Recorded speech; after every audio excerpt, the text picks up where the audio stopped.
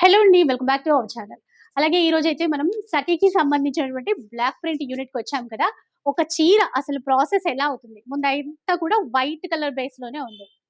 White colour base ని హ్మ్. 6:30 cut చేస్తాం మేడం. ఓకే. 500 సారీ ఇలా.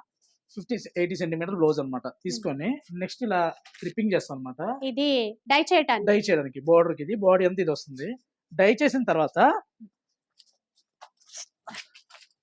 ఇలా వస్తుంది అన్నమాట.